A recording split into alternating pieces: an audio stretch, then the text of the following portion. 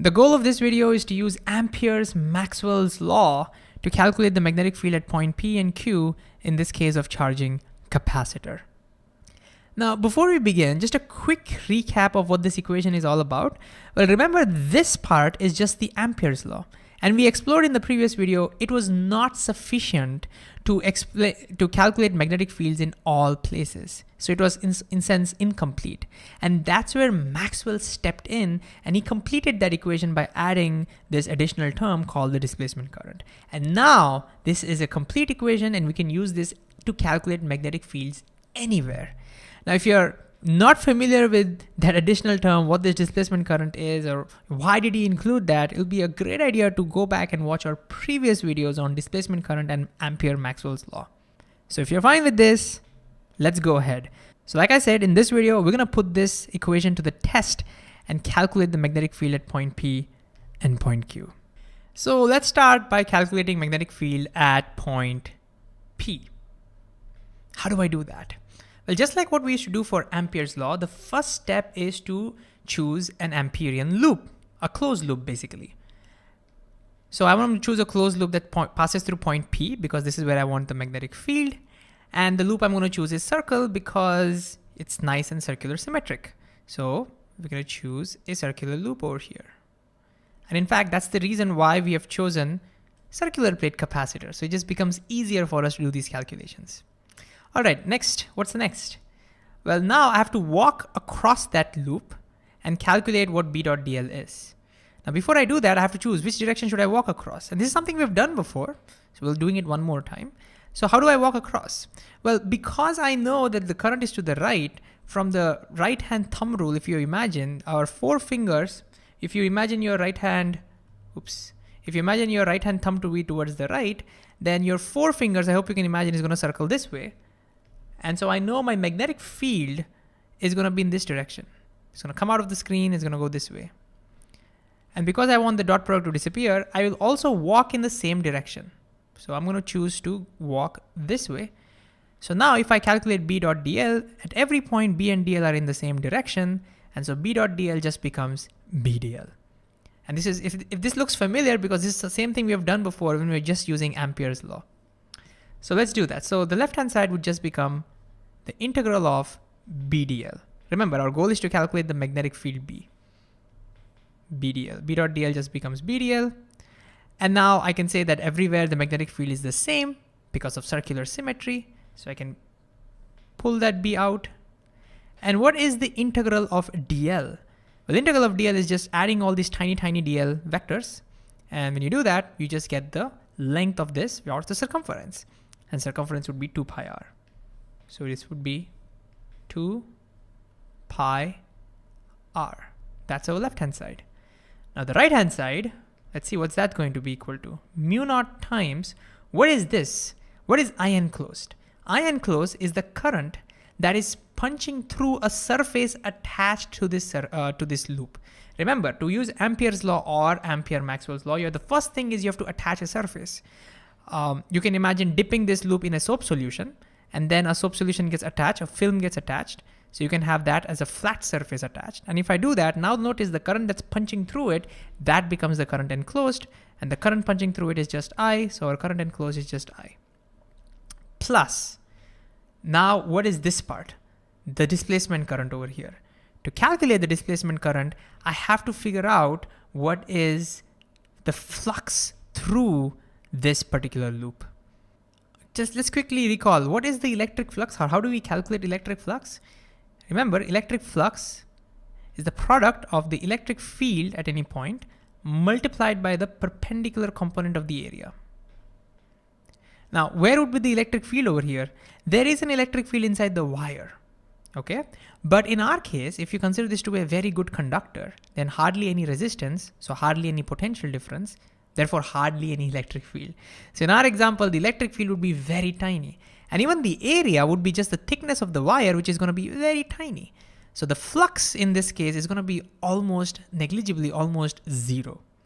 But even if the electric field was high enough, and that's possible if you have, incredible amount of currents and it's changing very quickly, it's possible. Even if that was very high, notice our displacement current has an epsilon naught in it. And do you remember what's the value of epsilon naught? Just to, again, a lot of things to recall over here. 1 over 4 pi epsilon naught, you might remember, is 9 times 10 to the power 9. So the epsilon naught value would be 1 by 4 pi times 9 times 10 power 9. So you can imagine epsilon naught will be a very tiny number. So if you were to put the values over here, then you would get numbers which is like 10 to the power minus 9, minus 10, minus 12. And this conduction current, this current would be of the order of 1 or 2 amperes. And so you can completely neglect this term. And so we can say this is almost 0. And so what we see is that the displacement current inside the wire in almost all cases, all practical cases, would be 0.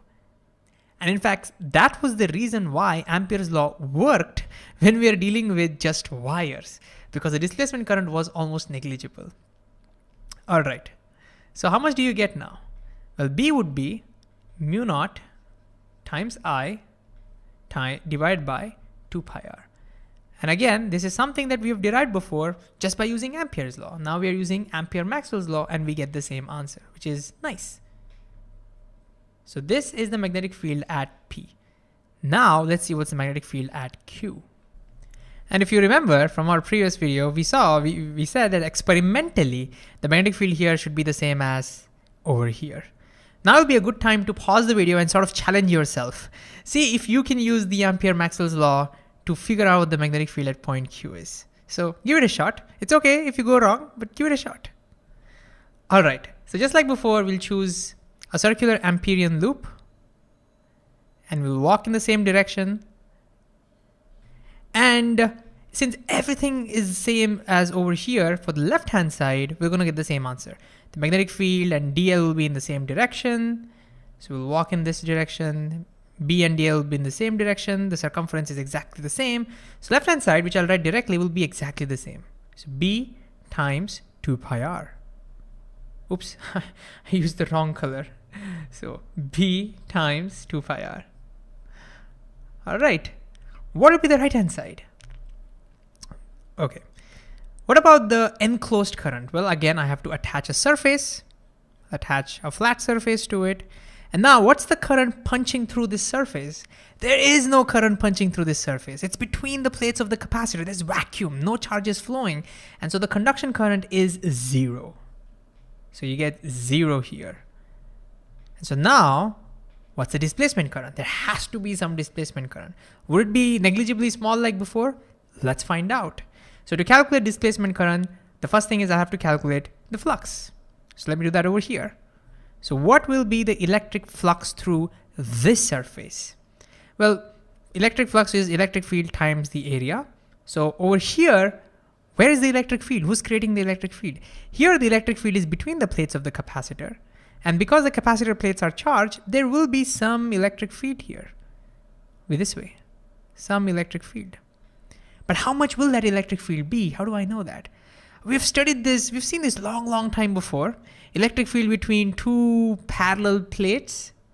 If you remember, the expression for that, we derived it using Gauss's law. It happened to be sigma divided by epsilon naught. And again, if you're unfamiliar with this, I recommend going back and watching our videos on Gauss's law where we applied that to calculate this expression. So that's our electric field. Now comes the question, what is the area? And again, if you hadn't tried this before, now would be a great idea to pause and think about what would be the area over here. Well, my first answer would be area of this loop, so pi r square. But let's be very careful. Area represents the area that's perpendicular to the electric field. Let me zoom in over here just to, so we can clearly see. We can see that there is no electric field over here or here. The electric field only exists within the space of the capacitor, which means when we are considering the area, we should only consider this area where the electric field exists. Only this much of it. I don't know whether you can see that properly. And so we should not consider the entire area of this loop. We should only consider the area of actually the capacitor plates. Does that make sense? That's the area because that's where the electric field is. So if I zoom back out, so over here, the area would be pi capital R square, not small r square. Does that make sense? Because over here, there is no electric field. All right, so how much would this be? Well, sigma is the charge on the capacitor, charge density of the capacitor, charge per area, and pi r square is the area of the capacitor plate. So when you multiply, what do you get? This is charge per area times area, you get the charge. So this numerator is now representing the charge on the capacitor divided by epsilon naught. Now that we know what the flux is, let's substitute. So if you calculate displacement current, we get epsilon naught times d phi over dt. What do you get if you differentiate this? Well, epsilon naught is a constant, so that stays the same, times dq over dt, that gives you the current. So you get multiplied by I, and so notice our displacement current happens to be numerically equal to the current in the wire. Now, don't get me wrong, I'm not saying that there is a current flowing over here. What we are finding is that this value, displacement current, numerically ends up being the same value as this. And therefore, you can now see the value of B is exactly the same as before. You get mu naught times I divided by 2 pi r. And so indeed, this expression gives us the right answer. If we had just used Ampere's law and if we had neglected this term, we would have gotten 0. Ampere says this would be 0 because it's not enclosing any current. But Maxwell rightly said it's not just the current that matters. Changing flux also induces magnetic fields. And so it's the displacement current that is producing the magnetic field over here.